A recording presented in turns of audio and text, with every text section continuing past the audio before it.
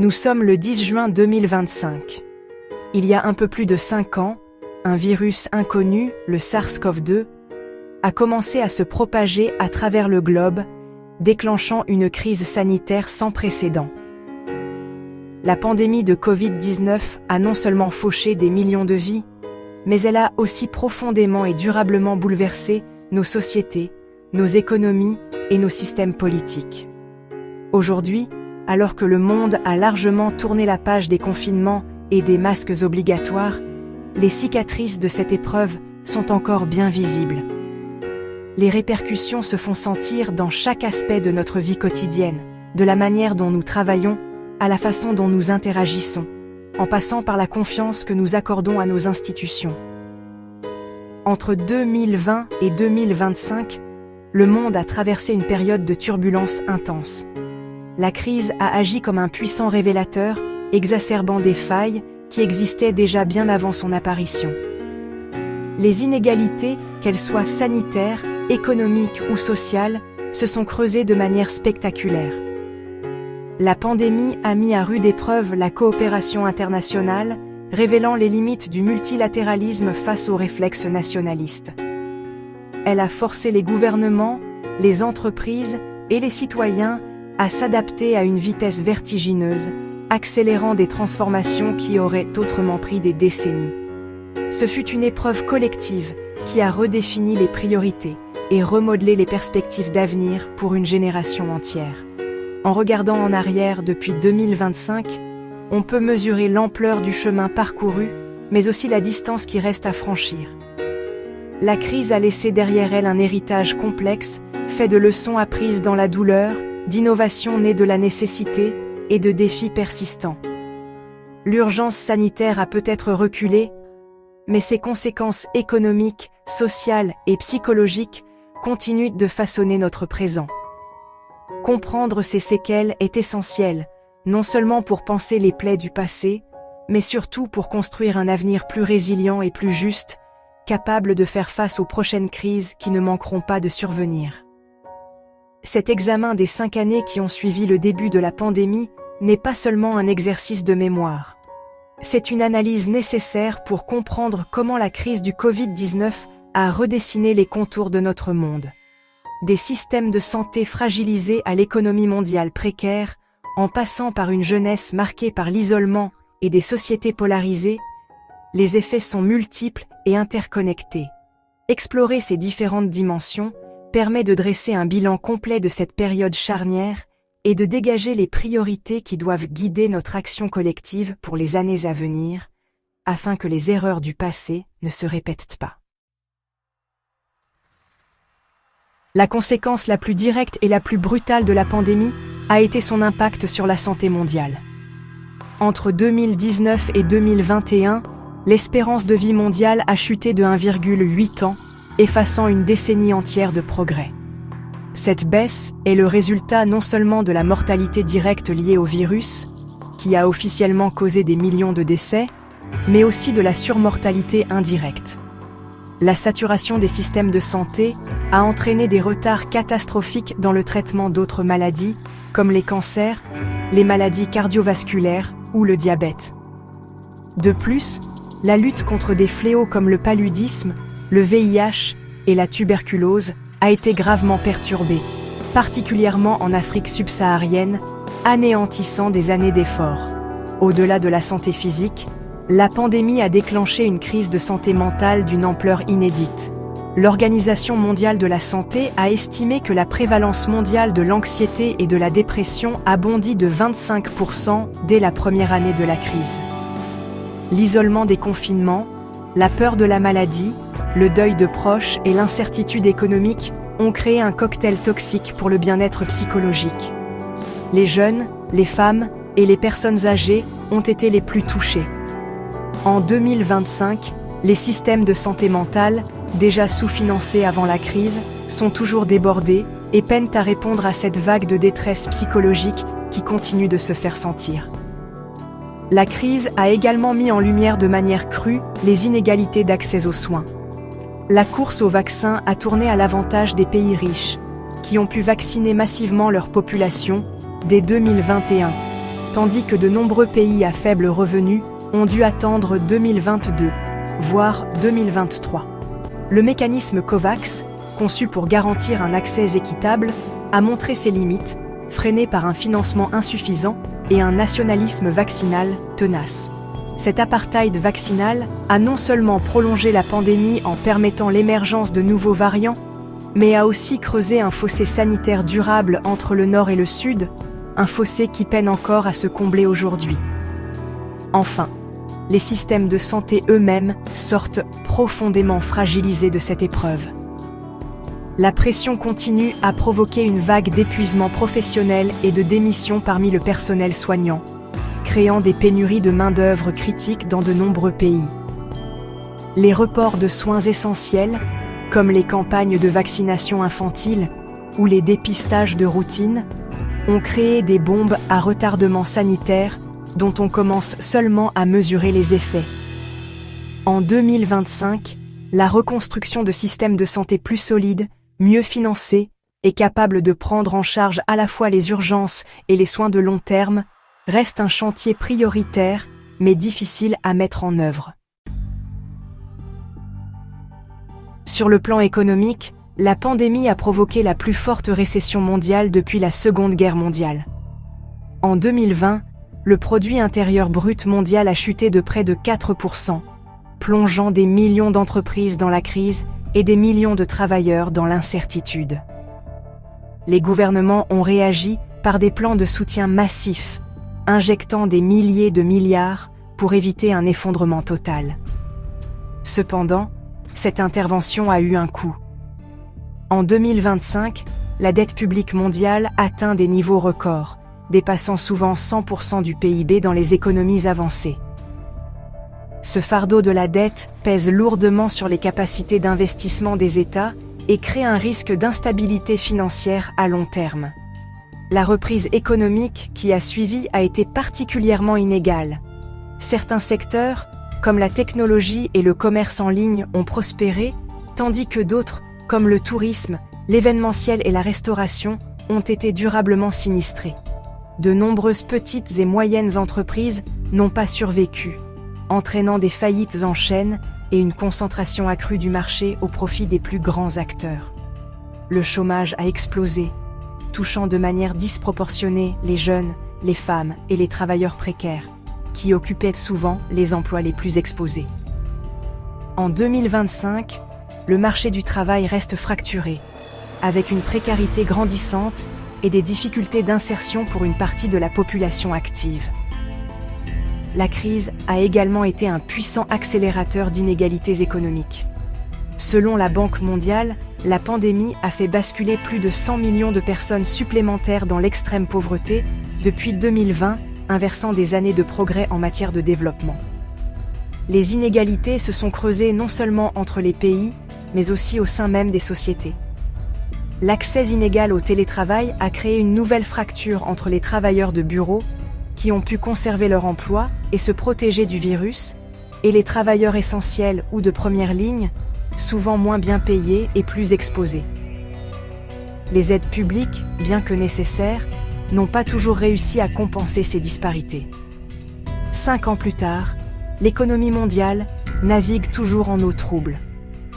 La reprise est fragile, menacée par les tensions géopolitiques, les perturbations persistantes des chaînes d'approvisionnement et les pressions inflationnistes nées des plans de relance.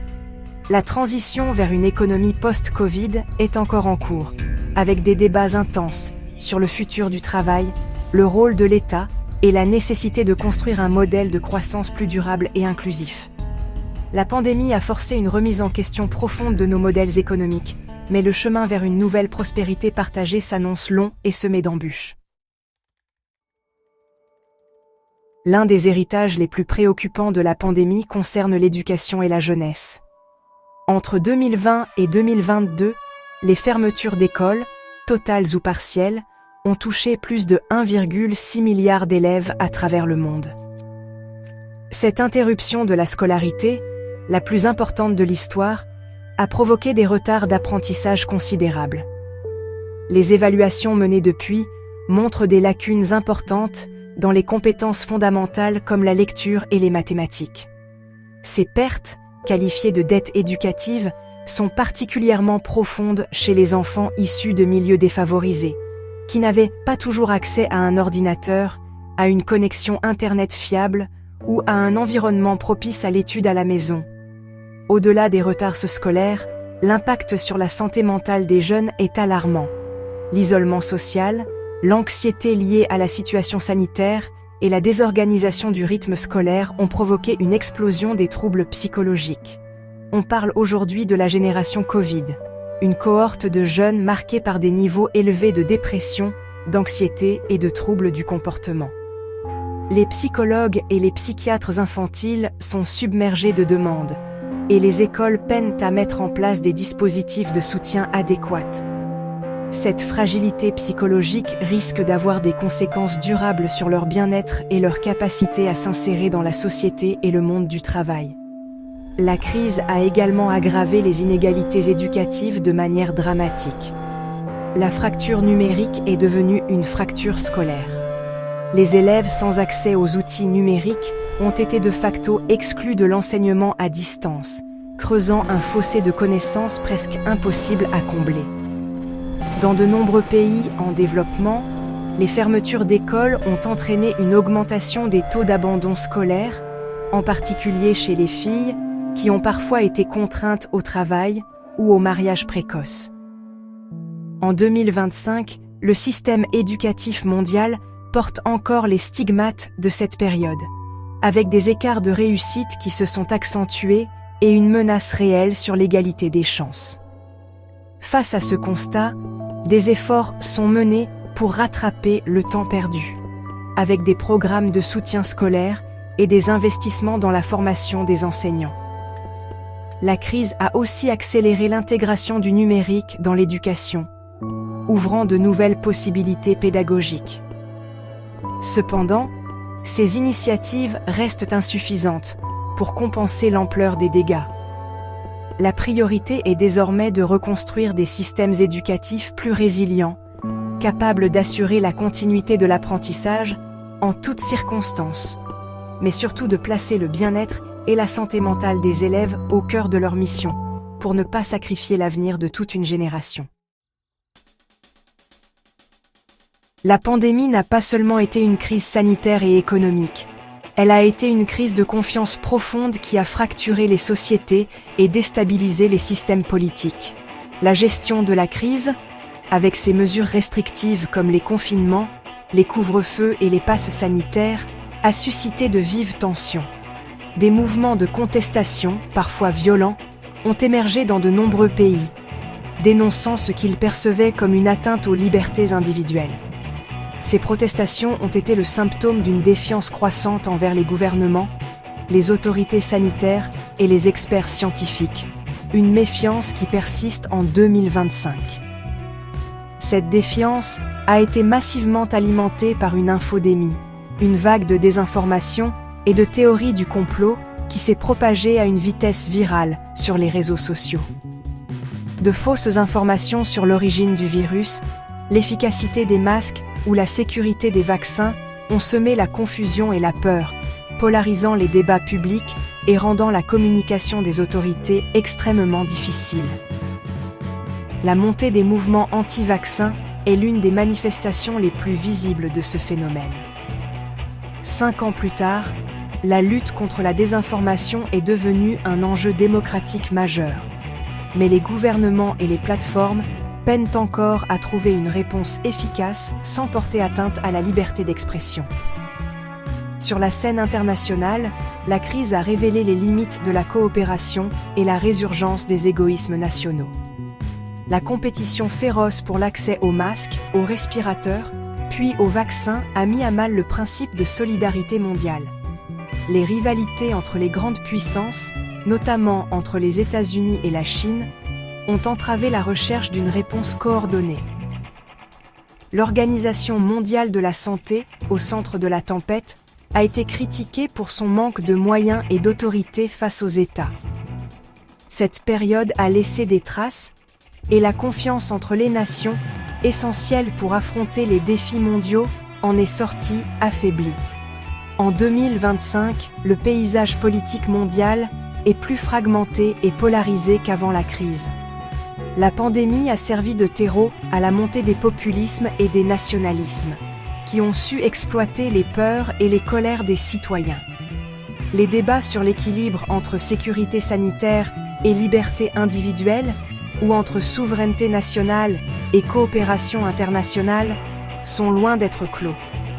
La crise a laissé en héritage des sociétés plus méfiantes et divisées, où le consensus est plus difficile à atteindre, rendant la gouvernance plus complexe face aux défis futurs, qu'ils soient sanitaires, économiques ou climatiques. Face au traumatisme de la pandémie, une prise de conscience mondiale a émergé sur la nécessité de mieux se préparer aux futures crises sanitaires. L'adage « plus jamais » ça a résonné dans toutes les capitales, conduisant à une série d'initiatives visant à renforcer l'architecture de la sécurité sanitaire mondiale. Des investissements significatifs ont été réalisés dans les systèmes de surveillance des agents pathogènes. L'objectif est de détecter plus rapidement l'émergence de nouveaux virus à potentiel pandémique, grâce à une meilleure collecte de données et au progrès de la génomique. L'innovation médicale, notamment le développement spectaculaire des vaccins à ARN messager, a ouvert de nouvelles perspectives pour une riposte rapide. Le point d'orgue de ces efforts a été la négociation d'un traité international sur les pandémies. Après des années de discussions complexes, un accord a finalement été signé par près de 200 pays en mai 2025, juste à temps pour la 78e Assemblée mondiale de la santé. Ce traité vise à établir un cadre de coopération plus solide, avec des engagements sur le partage plus rapide des données virales et un accès plus équitable aux vaccins, aux tests et aux traitements. Il représente une avancée majeure sur le papier, une tentative de tirer les leçons de l'échec de la solidarité, observé pendant la crise du Covid-19, et de ne pas répéter les mêmes erreurs. Cependant, la mise en œuvre effective de ce traité reste le principal défi. Les négociations ont été marquées par de fortes tensions entre les pays développés et les pays en développement, ainsi que par la réticence de certains États à céder une partie de leur souveraineté en matière de santé publique. Les intérêts nationaux, notamment ceux des industries pharmaceutiques et des gouvernements soucieux de protéger leur population en priorité, pourraient entraver l'application des principes d'équité inscrits dans le texte. La signature de l'accord n'est qu'une première étape. Sa ratification et son application concrète détermineront s'il s'agit d'un véritable tournant ou d'une simple déclaration d'intention. Au-delà du traité, la préparation passe aussi par le renforcement des systèmes de santé nationaux, qui constituent la première ligne de défense. La crise a montré que même les pays les plus riches n'étaient pas prêts. L'enjeu est désormais d'investir durablement dans les infrastructures de santé publique, le personnel soignant et les capacités de production locale de matériel médical et de vaccins. En 2025, si la prise de conscience est réelle, les financements peinent parfois à suivre, notamment dans un contexte de dette publique élevée. La préparation à la prochaine pandémie est une course contre la montre, et le monde ne peut se permettre de relâcher ses efforts. L'impact de la pandémie n'a pas été uniforme à travers le globe. Il a varié considérablement d'une région à l'autre, en fonction des stratégies sanitaires adoptées, des structures économiques et des contextes politiques. En Afrique, le continent a été relativement épargné par la mortalité directe du virus, en partie grâce à une population très jeune. Cependant, les conséquences indirectes ont été dévastatrices. Les perturbations des programmes de santé ont provoqué une résurgence du paludisme et du VIH, tandis que l'effondrement du tourisme et la chute des prix des matières premières ont plongé de nombreuses économies dans une grave crise, aggravant la pauvreté et l'insécurité alimentaire. Les Amériques ont été l'épicentre de la pandémie pendant de longues périodes, avec des bilans humains particulièrement lourds. L'Amérique latine, avec ses systèmes de santé fragiles et ses fortes inégalités sociales, a connu des taux de mortalité parmi les plus élevés au monde. Aux États-Unis, la crise a exacerbé une polarisation politique déjà extrême, avec des débats virulents sur les masques, les vaccins et les confinements qui ont divisé le pays. La reprise économique y a été forte, mais les cicatrices sociales et politiques restent profondes, comme en témoigne la politique de retrait de l'OMS initiée début 2025 par la nouvelle administration. En Asie, les réponses ont été très contrastées. L'Asie de l'Est, notamment des pays comme la Corée du Sud et Taïwan, a réussi à mieux maîtriser la crise sanitaire grâce à des stratégies de dépistage massif, de traçage numérique et d'isolement rapide, tirant les leçons des épidémies précédentes, comme le SRAS. En revanche, l'Asie du Sud, et particulièrement l'Inde, a été frappée de plein fouet par la vague dévastatrice du variant Delta en 2021, qui a submergé son système de santé. La région fait face aujourd'hui à d'immenses défis pour reconstruire son économie et réduire les inégalités qui se sont creusées. En Europe, la pandémie a d'abord mis en lumière un manque de coordination, chaque pays agissant de son côté. Progressivement, l'Union européenne a renforcé sa coopération, notamment avec l'achat groupé de vaccins et la création d'un plan de relance commun. La crise a relancé les débats sur la souveraineté sanitaire et la nécessité de relocaliser la production de biens essentiels. L'Océanie, quant à elle, a vu l'Australie et la Nouvelle-Zélande adopter des stratégies zéro Covid très strictes au début, leur permettant de limiter la mortalité, mais au prix d'un isolement prolongé. Les petits États insulaires du Pacifique ont beaucoup souffert de l'arrêt du tourisme, leur principale source de revenus. Avec 5 ans de recul, plusieurs leçons fondamentales se dégagent de la gestion de la crise du Covid-19. La première, et peut-être la plus importante, est que la santé doit être considérée comme un investissement stratégique et non comme un coût. La pandémie a démontré de manière implacable que sans sécurité sanitaire, il ne peut y avoir de sécurité économique ou sociale. Les pays qui avaient négligé leur système de santé publique l'ont payé au prix fort. L'avenir exige des investissements massifs et continus dans les infrastructures, le personnel et la prévention, afin de construire des systèmes capables d'absorber les chocs futurs sans s'effondrer. La deuxième leçon est que les inégalités sont un facteur aggravant des crises. Le virus a touché tout le monde, mais pas de la même manière. Les populations les plus pauvres, les minorités ethniques, les travailleurs précaires et les habitants des pays à faible revenu ont été touchés de manière disproportionnée, tant sur le plan sanitaire qu'économique.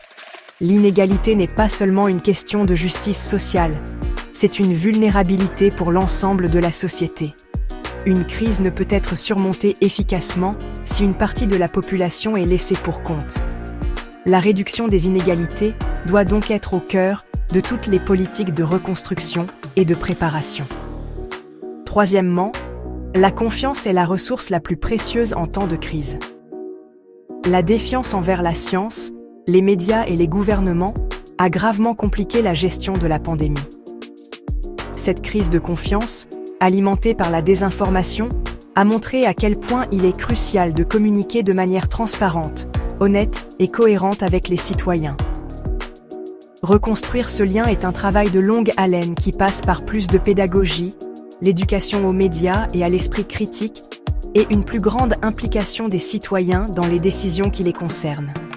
Sans confiance, même les meilleures politiques sont vouées à l'échec. Enfin, la crise a rappelé de manière brutale que les plus grands défis de notre temps sont mondiaux et ne peuvent être résolus que par la coopération.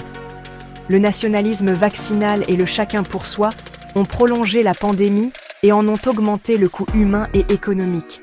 Le dicton « personne n'est en sécurité » tant que tout le monde n'est pas en sécurité s'est vérifié. Bien que la coopération ait été mise à rude épreuve, la nécessité d'une solidarité internationale renforcée est une leçon incontournable. Le traité sur les pandémies est un pas dans cette direction, mais il doit être le début d'un engagement renouvelé en faveur du multilatéralisme. En juin 2025, le monde porte encore les stigmates profonds de la crise du Covid-19. Les années qui viennent de s'écouler ont été une épreuve historique qui a testé les limites de notre résilience.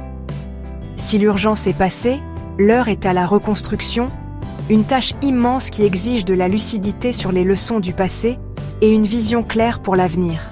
La première priorité est sans conteste de renforcer nos systèmes de santé en les rendant plus universels, plus équitables et mieux préparés. Cela implique d'investir massivement dans les soins de santé primaire, la santé mentale et les infrastructures de santé publique, pour que plus jamais nos soignants ne soient submergés. La deuxième priorité est de s'attaquer de front aux inégalités que la crise a si brutalement exposées et aggravées.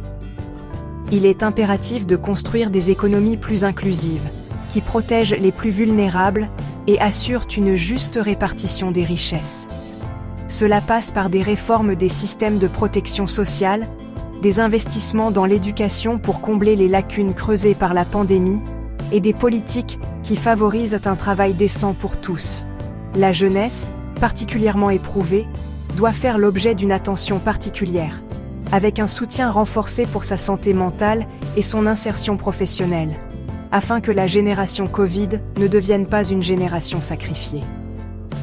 La troisième priorité est de restaurer la confiance et de renforcer nos démocraties. La lutte contre la désinformation doit devenir une cause nationale et internationale, en promouvant l'éducation aux médias et en exigeant plus de responsabilité des plateformes numériques. Les gouvernements doivent s'engager dans un dialogue plus transparent et inclusif avec les citoyens pour reconstruire le lien de confiance qui s'est effrité. Dans le même temps, il est crucial de consolider la coopération internationale. Le nouveau traité sur les pandémies doit être mis en œuvre avec ambition. Et l'esprit de solidarité doit prévaloir sur les réflexes nationalistes pour affronter les autres défis globaux qui nous attendent, à commencer par la crise climatique. En définitive, la crise du Covid-19 a été un avertissement sévère. Elle nous a montré notre vulnérabilité, mais aussi notre capacité d'adaptation et d'innovation. L'avenir dépendra des choix que nous ferons aujourd'hui. Nous pouvons soit tenter de revenir au monde d'avant, avec ses failles et ses injustices, soit saisir cette opportunité pour construire un monde plus résilient, plus juste et plus solidaire. Le chemin sera long et difficile, mais les 5 dernières années nous ont appris une chose essentielle. C'est en agissant collectivement, en prenant soin les uns des autres et en préparant l'avenir avec sagesse que nous pourrons surmonter les épreuves, quelles qu'elles soient.